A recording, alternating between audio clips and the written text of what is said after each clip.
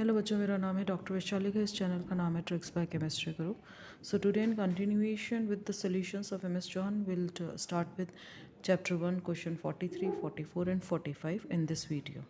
So question 43, when we read, it says that arrange the anions. These anions have been given to you and you are supposed to arrange in decreasing order of their basic strength. सो क्योंकि ये anions दिए हुए हैं, base हैं, तो हम इनके conjugate acid लिखेंगे और उनकी स्ट्रेंथ देखेंगे. So when I right the conjugate acid it becomes CH4.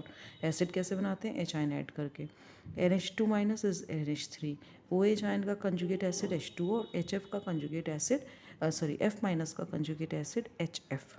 So when we talk about these acids, we observe that this acid is most stable क्योंकि fluoride ion यहाँ पे most electronegative है and it goes in decreasing order. तो सबसे ज़्यादा acidic ये है तो सबसे weak basic ये हो गया. So this is the order for the basic strength of these anions. So यहाँ concept क्या आएगा? The basic strength is inversely proportional to acidic strength of conjugate acid. So जितना स्ट्रॉन्ग एसिड उसका conjugate base उतना ही weak, या जितना weak base उसका कंजुगेट एसिड उतना ही strong. So this is based on the concept of Bronsted Lowry concept. Now will move to question 44. Question 44 says one among the following compounds will not give effervescence with sodium carbonate. Sodium carbonate के साथ effervescence कौन नहीं दे रहा है? So when we talk about sodium carbonate, effervescence means हमारे पास acidic group होना चाहिए. तो इन सब में अगर हम देखें जो सबसे least acidic होगा वो effervescence नहीं देगा.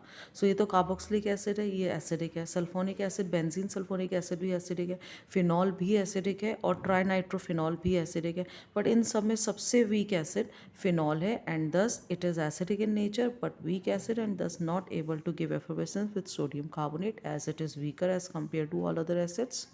So option C, that is phenol, is the correct answer.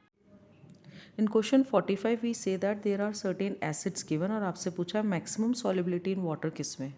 सो जब हम बात करें मैक्सिमम सॉल्युबिलिटी तो हम कहते हैं जैसे जैसे हाइड्रोकार्बन कार्बन एटम्स बढ़ते हैं, हाइड्रोकार्बन पोर्शन इंक्रीज होता है, जो सॉल्युबिलिटी है वो डिक्रीज होती है. That means number of hydrocarbon is inversely proportional to solubility. तो अगर हमें मैक्सिमम सॉल्युबिलिटी देखना है तो हमें ऐसा एक कंपाउंड ढूंढना है जिसमें मिनिमम हाइड्रोकार्बन पार्ट है. तो अगर हम इन कंपाउंड्स को देखें तो थैलिक एसिड का जो फॉर्मूला होता है वो होता है बेंजीन में ऑर्थो पोजीशन पे 2 COH होते हैं. सक्सीनिक की हम बात करें तो हमारे पास 2 हाइड्रोकार्बन पार्ट है, COH with CH2 whole to COH. अगर हम मेलोनिक की बात करें तो यहाँ पे एक हाइड्रोकार्बन पार्ट आता है, COH CH2 COH. Similarly when we talk about salicylic acid says OH at COOH and phthalic acid लिख देते हैं, ड्रॉ कर देती हूँ, COH at ortho and another COH. So these are the structures. तो अगर हम देखें यहाँ फिनाइल रिंग है तो इनको तो हटा दीजिए.